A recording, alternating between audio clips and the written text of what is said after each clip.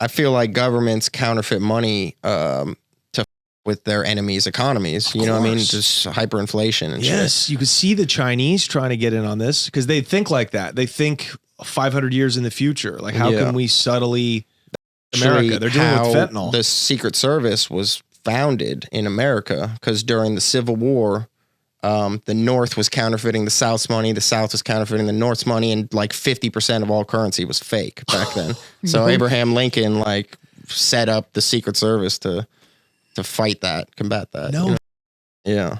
So the South and the North had different currencies back then. As far as I know, pre-Civil War. I think I'm not even sure the exact history, but like I think there was certain banks that issued banknotes. Right. Yeah. And like companies, banks in the South would try to over banks in the North. You know, it was just like there was lots of counterfeit bills back in the Civil War. For sure. Well, it wouldn't be very hard. Yeah. Yeah. Especially back then. Pretty much just a piece of paper. And back then too, they still used like literally notes, like promissory notes were written from a banker. Yeah. Like that. You know what I mean? And I've heard back then they used like a leaf. You know, like the little veins on a leaf, like that was kind of the security feature back then. Was they put ink on a leaf and stamp it that way? Like every bill had that same leaf's fingerprint on it. You know what I mean? So if you were gonna counterfeit it, would be hard, I guess. Back 200 years ago to replicate that or whatever. But I'm sure people still did it. You know. Well, think about how hard it is now, but also easy. You learned how to do everything off of Google. Yeah, pretty much.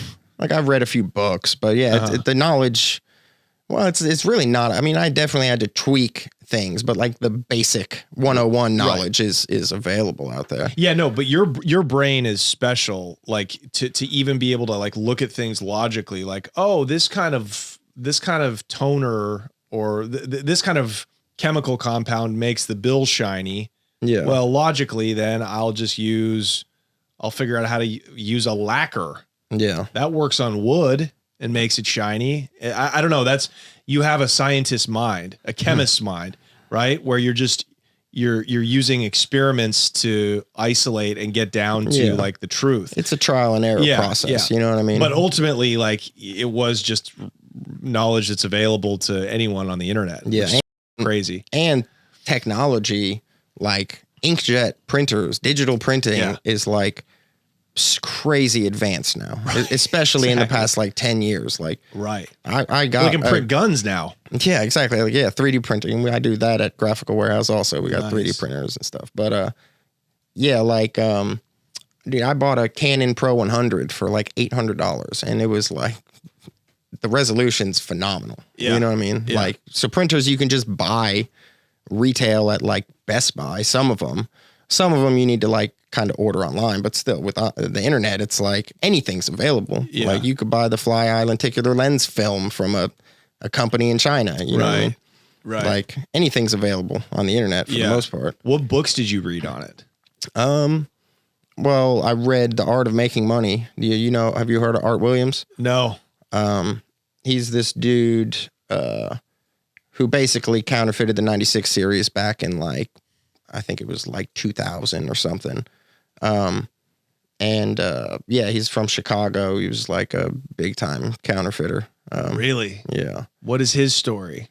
You should hit him up and have him if he'll come for sure. But yeah, now he's like, I know, he got arrested like twice. I think he got arrested. And then again, there was like a situation with his son counterfeiting. How much did they say he counterfeited?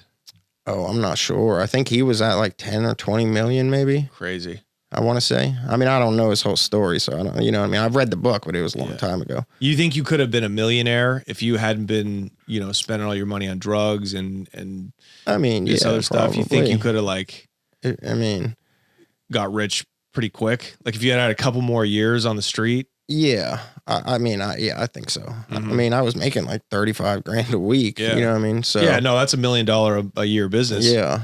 For sure. And some days, like I said, it would be like I'd feel lazy and only print a couple thousand. But I'd say I probably over the course of 2 years made $1.5 million. Yeah. 1.2, 1.5, something like that. Yeah. Did any part of you think I want to use this to like make a big, my mind would have gone to, oh, okay, I'm going to make a big drug buy with this fake money.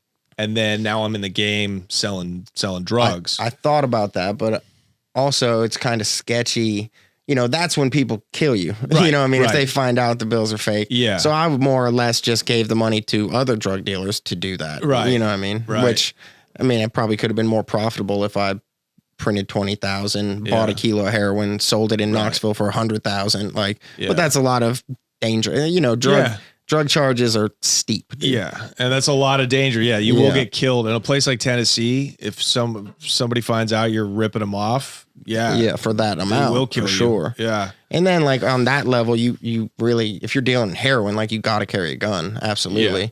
So then if you do get caught, you're looking at least 5 years for the heroin stacked with the gun charge. On the gun, right. So it's like, I mean, it's like mandatory minimum 10 years. 10. Yeah. You know what I mean?